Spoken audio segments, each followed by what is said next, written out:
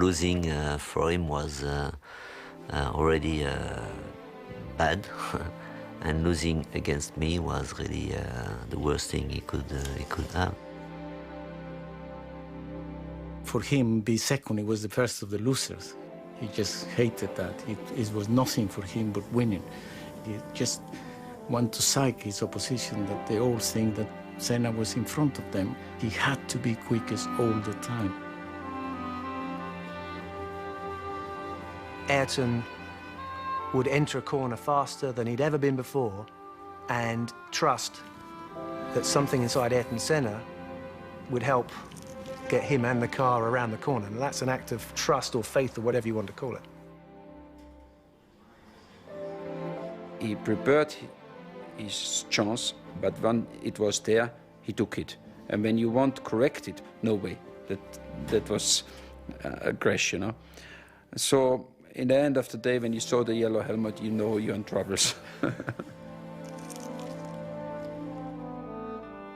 I always thought that he was just too intense about winning, and he actually believed that he had a God-given right to win.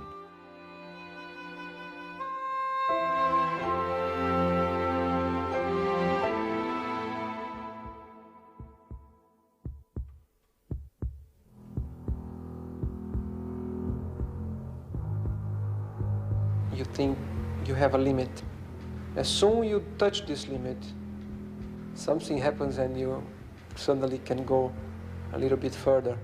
With your mind power, your determination, your instinct, and the experience as well, you can fly very high. Ayrton Senna's talent, commitment, and determination carried him beyond normal boundaries. He displayed a supreme ability behind the wheel of a racing car, but he also demonstrated an immense depth of character, of thought, and of emotion. His tremendous rivalry with Alain Prost throughout the late 80s and early 90s extracted every element of his genius. But if there was one area where Senna truly flew high, it was racing in the rain. His precision in the wet, he was just unbelievable. He just filled the car so much more. In the wet, you have to be very precise. You cannot make any judder with the steering. Or you got to be much more gently with it. And Ayrton filled the car much more than any other driver. First of all, looking out of my commentary box window, I saw the worst weather that I have ever seen at any race anywhere in the world.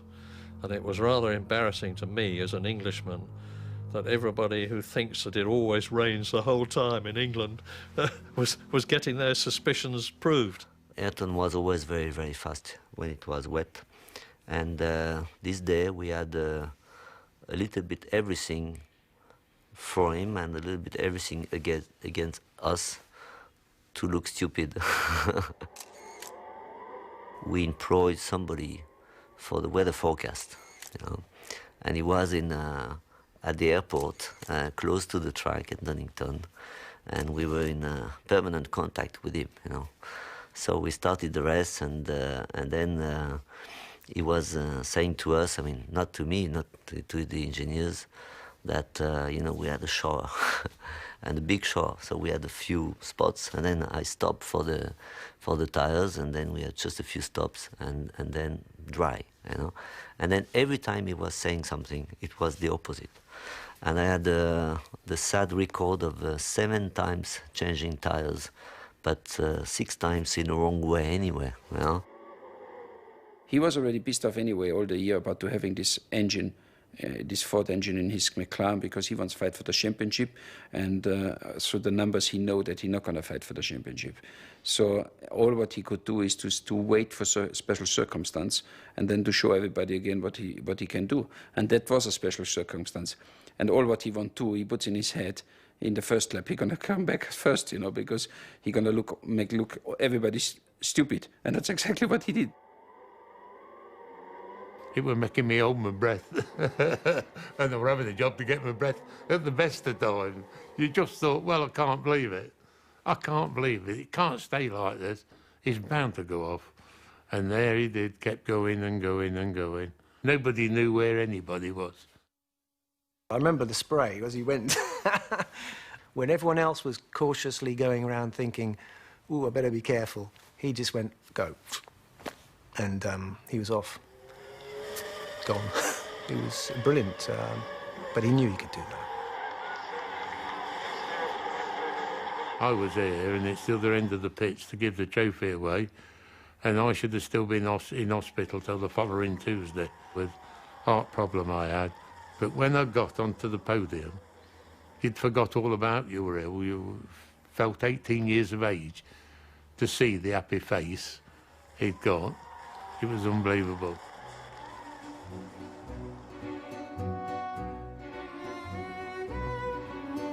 His roots were firmly grounded in the sprawling steel-making city of São Paulo, the industrial heartland of Brazil. Here, amid the energy and bustle of South American commerce, Ayrton developed his talents on the kart track at Interlagos and began a collection of trophies that would become greatly cherished by his close-knit family. O Ayrton sempre foi uma pessoa extremamente determinada. Ele sabia exatamente o que ele queria e ele ia atrás daquilo até conseguir. Ele era extremamente persistente. Quando ele era pequeno, a gente chamava ele de teimoso, porque ele ia assim até o fim, aonde ele queria chegar. De criança eu lembro muito a época que ele corria, que ele treinava de kart, da época que ele inclusive foi viajar para fora, e nas viagens que ele fez para fora para correr em campeonatos de kart, eram viagens rápidas, mas que sempre tinha uma expectativa muito grande de que resultado que ele ia obter, e sempre teve, cada ano ele tinha resultados muito positivos. Então as minhas recordações são muito ligadas a isso, porque a vida dele era muito, muito ligada ao automobilismo. Desde que eu nasci, desde que eu me lembro, ele já andava de kart quando eu nasci. Before long, kart racers in Brazil and all around the world became all too aware of the driver in the yellow helmet. O Ayrton, eu conheci ele quando ele era um garoto de kart, ele era piloto de kart. Mas na época eu já pintava para o Emerson Fittipaldi, que era bicampeão mundial de Fórmula 1, para o Nelson Piquet, que já estava na Fórmula 1, então ele queria criar a sua identidade também. Então eu resolvi, pensando em colocar uma cor quente no capacete, como a Ferrari, que é vermelha, pintei ele de amarelo, certo? Com duas faixas saindo em verde e azul, saindo como se fossem os olhos dele, porque dá movimento e dá agressividade também. Então assim foi feito. E foi composto as cores do país, em verde, amarelo, azul e branco. Quando Ayrton retornou, ele quis adotar essa pintura, que ficou para sempre a pintura dele. Foi isso aí. I know him since long time ago, because we did 2 World Karting Championship together in Le Mans and Estoril, 78 and 79. So this goes back to the very, very old days. And he was very, very committed. He had this, this star, these eyes. He was exceptionally committed, I think, more than anybody else. A gente sempre foi uma família super unida, e quando Ayrton foi morar na Inglaterra, todos nós sentimos muito, e ele também, né, a falta, a distância. Então a gente muitas vezes ia para lá, ou quando ele podia vir, para poder ter essa proximidade maior. Ele escrevia muito. Cada corrida que ele fazia, ele escrevia detalhando cada curva, cada coisa que ele tinha feito. A gente tem essas cartas até hoje, e mesmo à distância, o contato sempre foi muito, muito próximo. Como o Ayrton, quando foi para lá, ele não sabia inglês, então ele ficava em frente da televisão, horas e horas, tentando entender o que estava se passando, procurando aprender a língua e se concentrando. Ele também não sabia cozinhar, nunca soube, e na verdade ele passou alguns anos comendo ovo frito, ovo cozido, ovo mexido, todos os tipos de ovos possíveis e imagináveis, porque era o que ele conseguia fazer. Quando o Ayrton me procurou, em 1984, em janeiro, ele tinha muita preocupação com o preparo físico, com a sua saúde, porque ele era muito magro, uma pessoa realmente fraca, e era até chamado franzino Ayrton Senna pela mídia.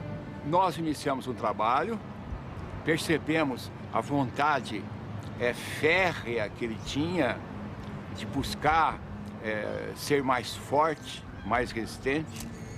Era uma pessoa que tinha uma força interior muito grande, porque ele não media esforços. Se alguém perguntar qual a diferença do Ayrton, é esse fazer. Porque saber de cabeça é não saber nada. E eu falava muito para ele isso. Ayrton, o sábio não é o que sabe, o sábio é o que faz aquilo que sabe.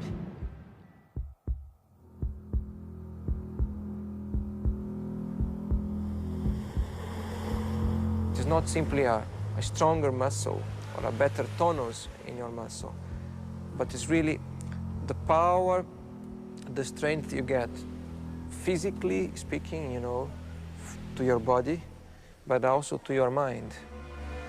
And you only really learn by doing it, I believe. Once I realized that there was something special in there, I really focused and try to learn about myself, because it's basically learning about yourself, learning about your own limitations, learning about your strengths, your qualities, and trying to make, as a whole, a smoother person.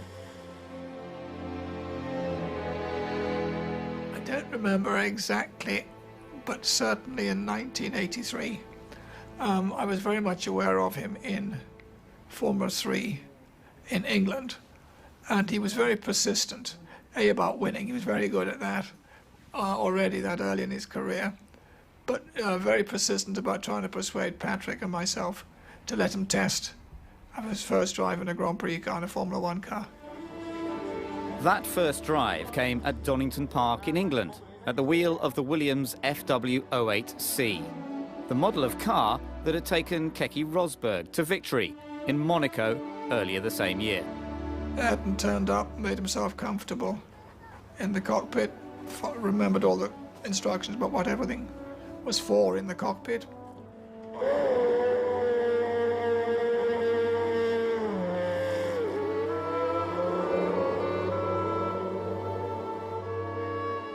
At the time, he was only halfway through his first season of Formula 3, but he was totally undaunted by the Grand Prix car with triple the power of his usual mount. I set off, did what we call an out and a straight back in lap to check over the car mechanically. And then over the next 21 laps, I think it was, he just went off a second quicker than the car had ever been around there. And then said, I think that's all right, I've got enough in my head, got out of the car and went home. So we were quite astonished. In that particular day, it was obvious that his brain was in total control of everything else, was just ahead of the game, clearly belonged in a Grand Prix car. He was born for that, if you like. We weren't ready to put him in the team in '84, partly for contractual obligations to other drivers. And then he went off to Lotus and then to McLaren. So it was quite a long while before we were able to offer him a seat, which was for '94. When he went to Tolman, it was fantastic to see another Brazilian driving. I mean, by instinct, I was always more of a fan of Ayrton than I had with any other Brazilian Formula One. I never had the chance to see Emerson, but I had the chance to see Nelson. With Ayrton, it was different. I felt like you know, he was driving tremendously and he was going to be a champ. I remember we had a discussion about top drivers like Nelson Piquet or whatever. And I said to Ron and even all the people, said, take the best young guy coming, you know, to get a very strong team is Ayrton. They all said to me, why you want to have Ayrton, you know? I said, yeah, why not, you know, I mean, it's thinking about the team. So having a teammate like Ayrton was very, very different to all the teammates I had, you know. And also for Formula One, it was really exceptional to have two drivers of this same caliber. When Ayrton came into Formula One, Alain Prost was the top. He was number one, and he was the one that he wanted to catch. He wanted to beat him. And when he started testing with us and racing with us, he was not interested in anybody else in the grid. You know, just Alain, what time did he do? What tires is he using? What rear wing has he got? What springs has he got? He just wanted to know what Alain was doing, and that's the one he wanted to beat. He was a man like no other man I had ever met before. He was almost a mystic. He was very, very, very intense. He was a charismatic personality. He could be absolutely charming, but there was another side to his character. He was absolutely ruthless when he was in the cockpit. And he was an intensely religious, God-fearing man. And he actually believed that he had a God-given right to win.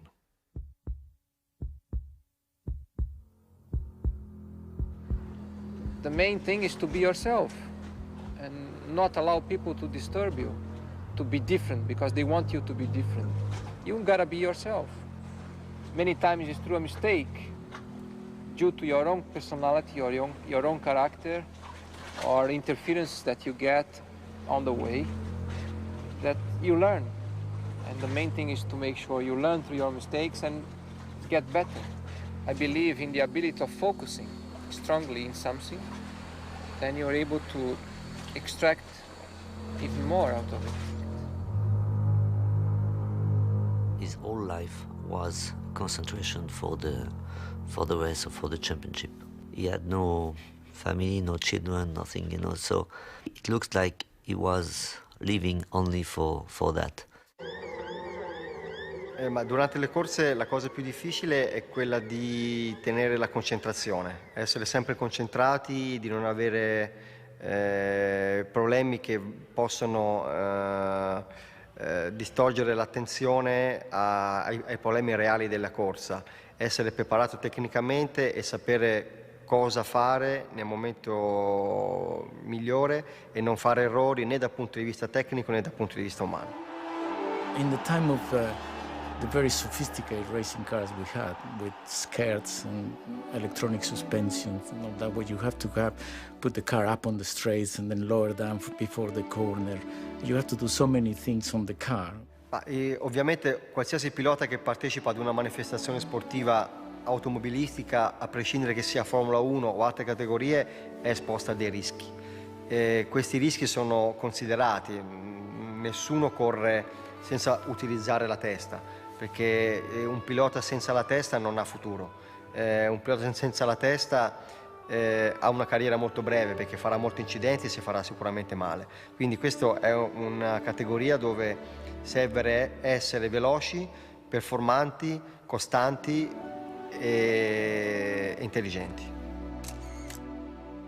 As a racing driver, one has to be in tune with your emotions, your body, your mind, your psychology, all these things. So I think Ayrton had those qualities in abundance, and he was questioning. He seemed like a driver who was constantly questioning what it was to be a racing driver.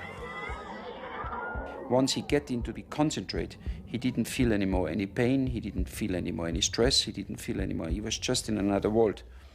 As we all been, a kind of, but his one, he was more intensive. He was a step ahead. There's a state of mind that one is raised to where it becomes sort of transcendental, And Ayrton spoke about things to do with his concentration when he was in qualifying. He talked about a state of mind that he got into whereby he was there but not really driving the car. And these are things that speak of his level of concentration that he achieved as a racing driver.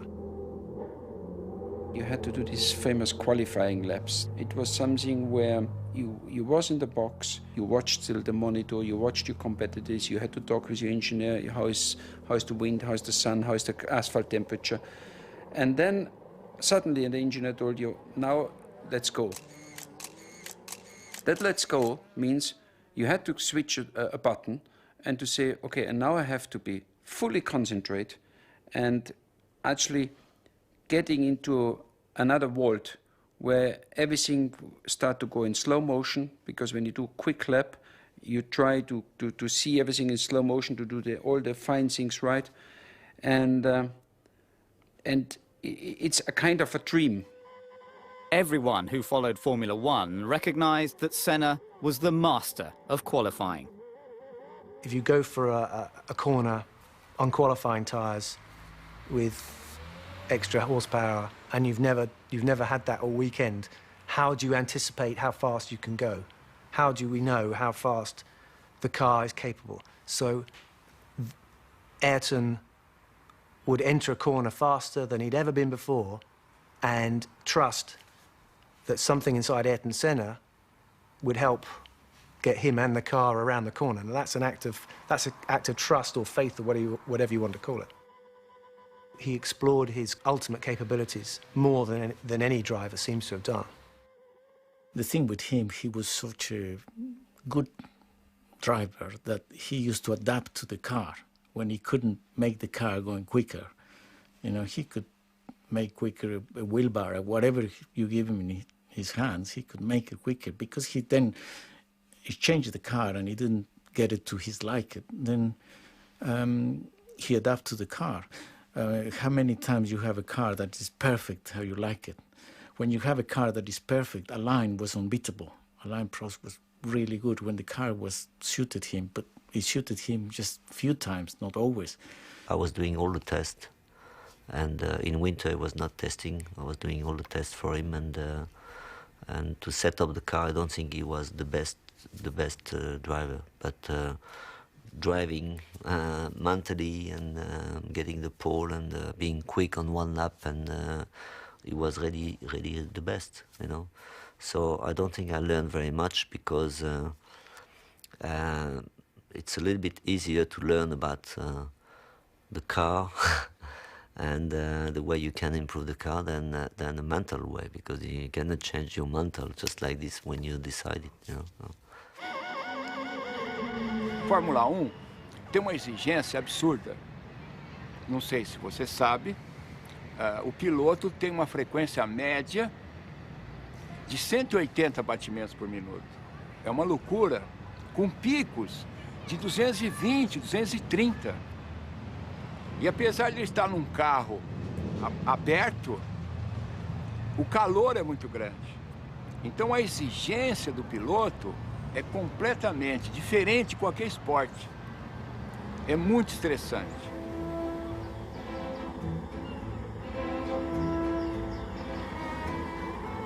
Havia sofrimento, claro. Trabalhávamos a 1h da tarde, que é horário de verão, para pegar o maior calor. Porque para o Ayrton interessava, lá na Fórmula 1, quando a competição era extremamente desgastante. Quanto pior, melhor. Por quê? Porque ele estava muito mais preparado do que as outras pessoas, do que os outros pilotos, que na época não se dedicavam ao trabalho com o corpo, com a mente, com as emoções, com o espírito. Por isso, ele se tornou imbatível. Eu lembro quando começamos com a meditação, ele tinha uma dificuldade muito grande de não pensar. Tinha assim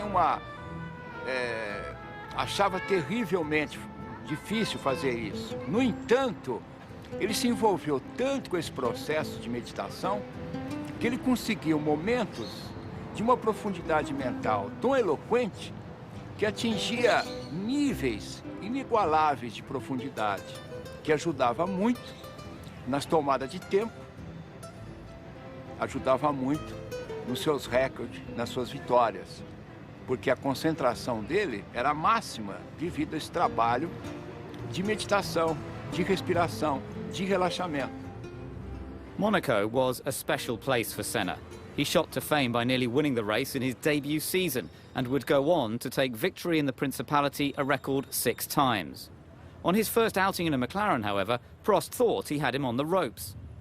In Monaco, where he was not very good into the weekend, was the first Thursday was ahead of him, and Saturday, almost the whole day, I was ahead of him, until the last qualifying lap, where just like this, and he went quick, and he got the pole for just a little bit, but I could not imagine that he could come back just like this, because he was not going that well. And he said in a press conference that he went outside the car and he looked at the car, how the car was behaving on the track, and then realizing what he was doing wrong and or what was wrong, came back in the car and drove at the perfection, in a perfect lap. For me, it was very difficult to hear that, In fact, it looks like everybody needed a guy like that, He was different. I was too boring, and he was different. Once you're in it, and you've got to go all the way to the end, because you commit yourself to such a level where there is no compromise. You give everything you have, everything, absolutely everything. And sometimes you find even more, because it requires more if you want still to be ahead, if you want to win. The uncanny will to win that he had, I've never seen it in any other sportsman. Or I certainly haven't been connected to anybody that had that fear, determination to succeed and to win. It was just like Alan Prost said, for Ayrton, he is willing to risk that little bit more than any one of us will do. And maybe, for him, be second, he was the first of the losers. He just hated that. It was nothing for him but winning. Losing for him was already bad, and losing against me was really the worst thing he could have. And that's why his whole motivation was to beat me. And I can remember we went to the Bercy karting event, and he was there watching on the big screen Alan Prost driving in the kart. And he never took his eyes off that. And he watched Alan Prost driving a go-kart. He knew that to be world champion, he had to beat a line, because he was #1 at the time. I remember one race, and I think it was the Belgium Grand Prix. Ayrton always used to try so hard in qualifying that after qualifying, before he took his overalls, he sit in the corner of the track and he just get all his adrenaline back.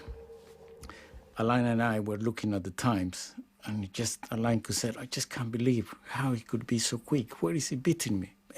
Anywhere else, but here, I always quick here. How he can be?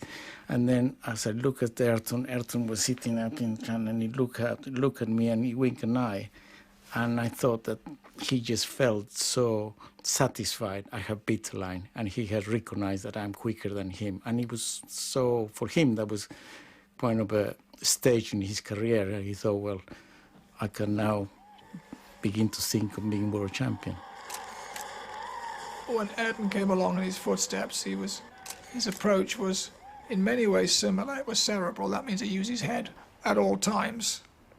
But he did so with more dash and determination than you ever saw in Alain. Alain had plenty of determination. He never exposed it. Ayrton, it was all about drive and courage and let's go for it. We'll just leave the rest to me when he was in the car. Formula One drive, all sportsmen are gigantically competitive. They're there to win. And you've got two very different people in Alain Prost, the professor, who was quiet, very quiet. He always spoke very quietly indeed.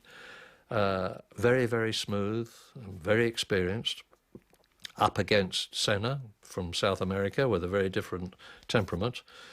And so it could not have been better from a journalist's point of view or a commentator's point of view. The fact that we were fighting so hard together, we were putting the level of, the performance of the car and the team at a very high level. And if you're talking about the briefings, we were spending, 3, 4, 5 hours into the briefing. It was for two reasons. First reason is to improve the car and the team. And the second reason is to be sure that we could not forget something that could suit us or suit me, for example, better than Ayrton, or Ayrton would think of something suit me better than Alain, At the end, it could also become a psychology. If you have a briefing, there's no way that I could go out of the briefing before Ayrton. And Ayrton could not go out of the briefing before me anyway, So we're going out together. I waited for 4.5 hours outside the motorhome while they were having this minute discussion about this and that. And then the door opened and Alain Prost came out. And he came down the steps and I said, Alain, in God's name, what do you talk about in there for 4.5 hours? And he said, oh, Murray, he said, this and that, but I do not like to be the first to leave. The intense nature of the battle between the two McLaren teammates led to a deterioration in their personal relationship. Other teams and drivers were simply not at the same level, so Senna and Prost focused on one another, both in and out of the car. But that was part of the fight we had anyway. Everything was tough. On the track, outside the track, setting up the car, all kind of things was really just at the limit all the time. We also knew that if we were quick and fast and a winning car, that was also because of us, because of the drivers, because we were dominating, Formula One. It's not pretentious to say that. Eu acho que o Ayrton e o Alain foram pessoas que precisavam muito uma da outra, porque para eles poderem desenvolver os próprios potenciais no top, da forma mais perfeita, a competição do outro ajudou justamente a chegar nesse desenvolvimento máximo. Acho que o Ayrton não seria o que ele foi sem um Alain Prost. E vice-versa. Acho que o Alain não teria sido o que ele foi sem o Ayrton Senna. Uma vez perguntaram para o Ayrton se ele tinha inimigos. E eu acho que o Ayrton respondeu uma das coisas mais lindas que ele respondeu em todas as suas muitas entrevistas. Ele disse que a vida era muito curta para se ter inimigos. Então, eu acho que, às vezes, a vida é mais curta ainda do que a gente pensa, como aconteceu com ele. Eu acho que essa frase é perfeita, seja no momento que ele e o Alain eram inimigos, ou depois, que nem eram, mas para qualquer condição como essa, eu acho que essa frase é perfeita.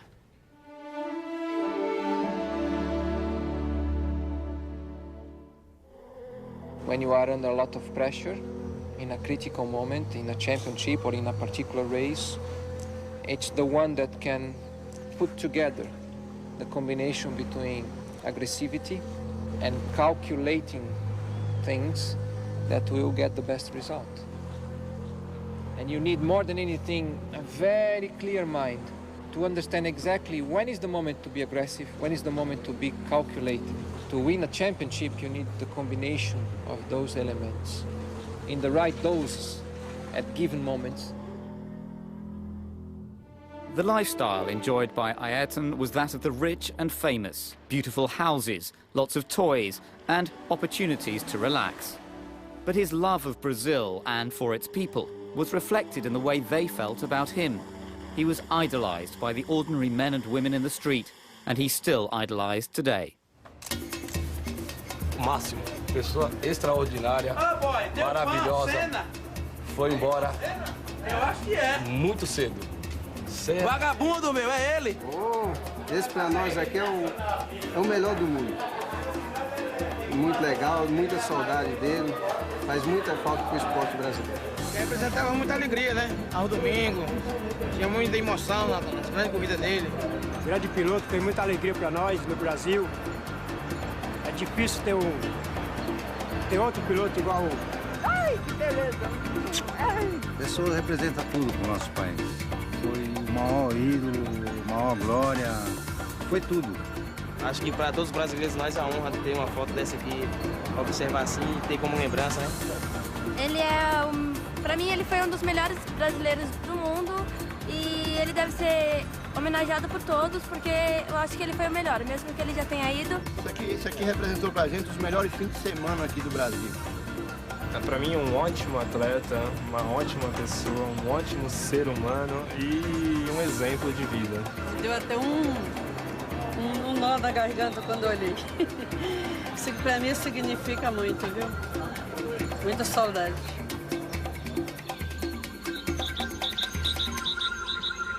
Despite the access that Ayrton had to his own slice of paradise, he was always aware that there were many Brazilians who battled not for world championships, but simply to put food on the table and keep a roof overhead.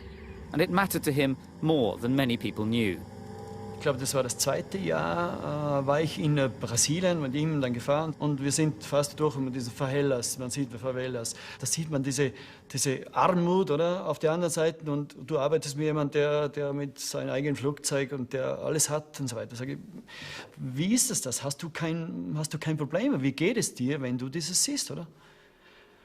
Da habe ich gemerkt, jetzt sind wir auf einem anderen Punkt dieser Unterhaltung, oder? Und er hat gesagt, Josef, mich stört das total, diese Korruption, diese Schwierigkeiten, diese Leute. Ich habe wirklich eine Wut oder eine Trauer, wenn ich sehe, wie diese Leute leiden, oder? Aber ich bin noch nicht stark genug, ich bin noch nicht mächtig genug, dass ich was ändern kann, oder? Und da hat sich gezeigt, in welche Richtung dieser Mann eigentlich gehen will, oder? Dieses Rennfahren, dieses schnell zu fahren, dieses an das Limit zu gehen, ist einfach nur eine Brücke oder ein Wagen, ein Fahrzeug gewesen, um in diese Richtung, wo er hinkommen wollte, ist. Das ist auch ein Prozess von ihm selber gewesen, wahrscheinlich, oder? I think the best remembrance I had was when I stayed with him that weekend in his house, in his farm, and we had a storm, and the lights and the telephone went out of order. And I needed to phone my wife, who was in Scotland. So we went out, and we found a telephone box. So I phoned my wife, and he went outside. It was dark, and he was standing under a light, a street lamp, and some kids had seen him and recognized him, and by then he had 20 or 30 children around him, and he was chatting to them and signing autographs for them. And when I came out of the telephone box, that's one of the sweetest memories I have of him, standing with the light playing on his head and shoulders and surrounded by the kids and being so nice to them.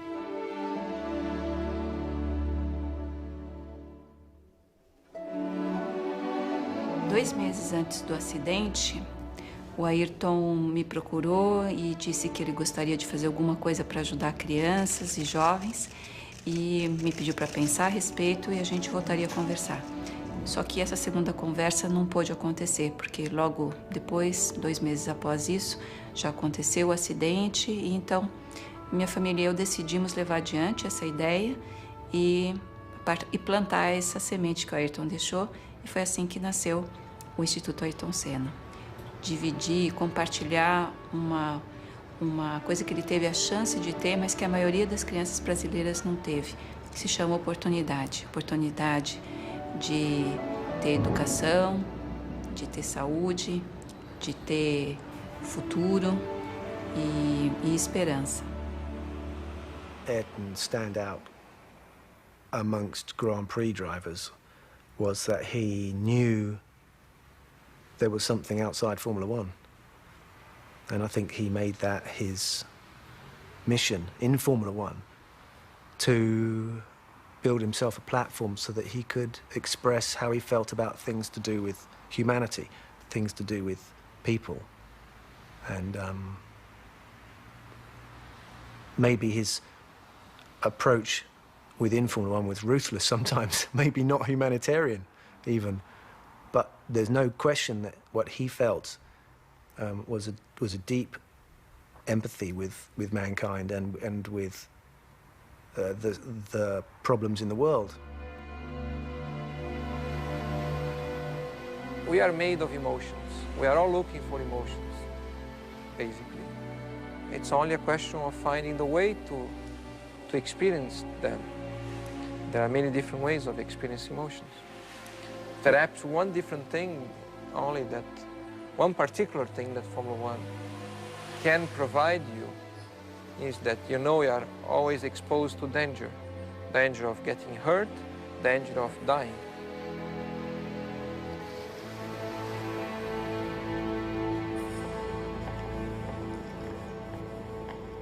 Travel was a major factor in Senna's life. To ease the strain, he acquired his own aircraft and employed the services of a private pilot.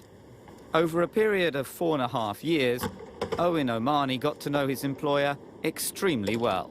Very often we used to go backwards and forwards to Brazil, and we'd leave Sao Paulo at 10:30 at night, and Ayrton would lay out the bed at the back of the aircraft, go to sleep in his pyjamas, and we'd shut the door. And then first thing, 7 o'clock in the morning, I used to come back to the cabin, wake Ayrton up, and we'd be landing in England at 7:30, 8 o'clock in the morning.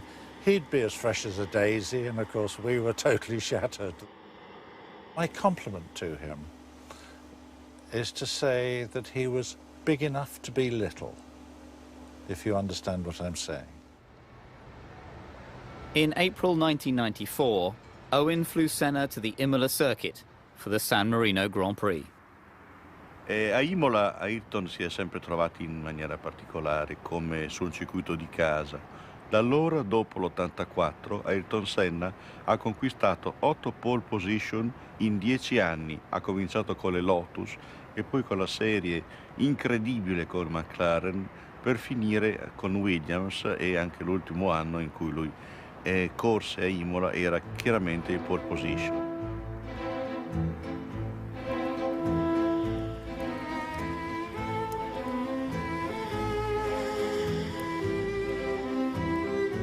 Lui era solito scendere non a Imola città, ma soggiornava a Castel San Pietro, dove c'era un albergo che gli piaceva particolarmente. Aveva la pista per l'atterraggio dell'elicottero, era particolarmente chiaro. Era l'Hotel Castello, dove lui e la sua squadra risiedevano. Era una persona comunque molto semplice, dolce e soprattutto riservato. Infatti chiedeva spesso di mangiare qui da noi nel ristorante, però voleva magari l'ultimo tavolo, quello più nascosto, più diciamo lontano dalle persone. The whole weekend was terrible. I mean, when first of all the accident of Ruben Barrichello. Then the day after, Roland Ratzenberg, and Ayrton only met him the day before, because it was his first Grand Prix, and he was very upset about it. The team manager for Ratzenberger arrived, so I had to tell the team manager what had happened, and Senna was standing alongside me when I did that, and the team manager went away, and then Ayrton got very upset and cried a bit.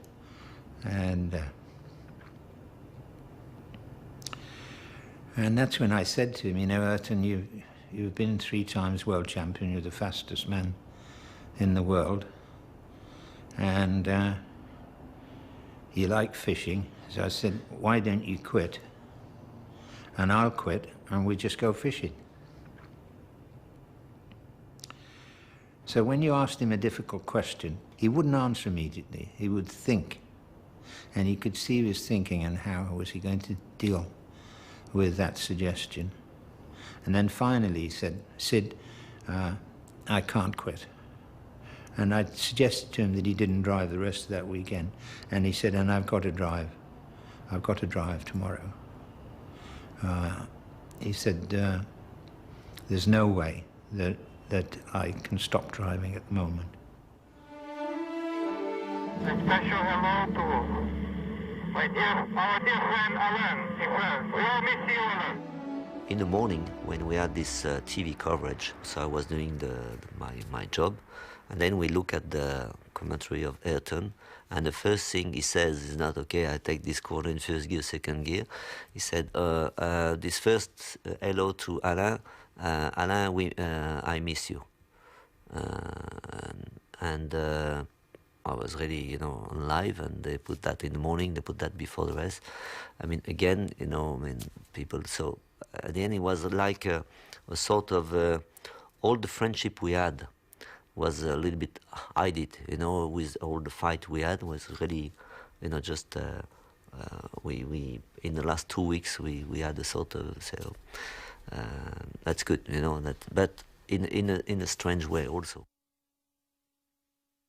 The last thing I remember in my life was there, of course, as a Ferrari driver, the Italians have a special way to celebrate you. And when they announced my name, the Italians was jumping and shouting. And I was just in front of his car, and he was in the car, and he looked to me, and he was laughing and things. So you really could see we was friends. It was an honest laugh. He was even happy if something went well for me. And that actually is the last time I really looked to his eyes, and we just been we seen each other. There have been many heavy accidents before.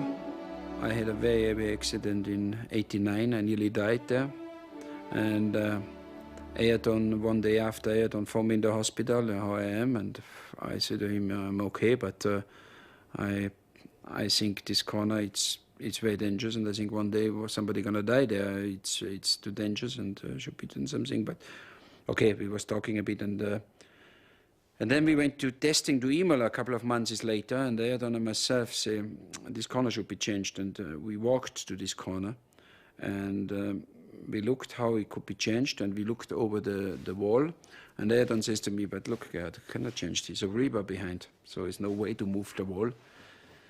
And we look both and say, yeah, unfortunately there's a river behind, we cannot move the wall, so that's how it is, and we walked back again.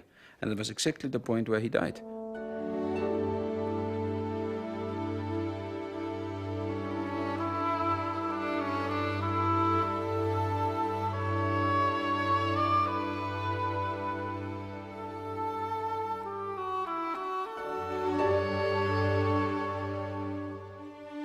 It was the worst day in the history of Formula One, because although many drivers were killed in Formula One before Ayrton Senna, none of them were as famous. None of them were respected and idolized worldwide like Senna was. And the impact of Senna's death on Formula One in particular, motor racing in general, and the world at large, was like had never happened before, has never happened since, and I pray that it never does happen again. The Imola circuit witnessed the loss of one of the true greats of Formula One, but memories of Senna will never fade, and across the world, his spirit lives on.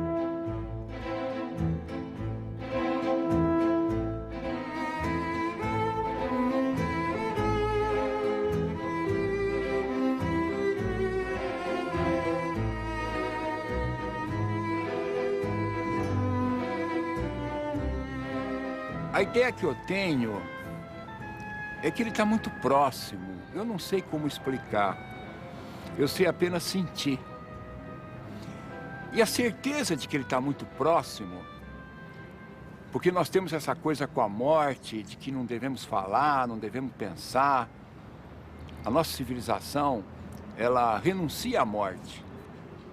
Então, esses 10 anos, parece que fica mais profundo, mais intenso, porque vão surgindo coisas no nosso inconsciente, esquecidas da sua meiguice, da sua forma de ser tão simples, que era a coisa que mais me marcou, era o jeito dele, humilde, simples. Uma vez o Ayrton disse que os ricos, as pessoas ricas, não podiam continuar vivendo numa ilha cercada por um mar de miséria, que todos nós respirávamos o mesmo ar e a gente precisava dar uma oportunidade, ao menos uma oportunidade fundamental para as crianças e jovens.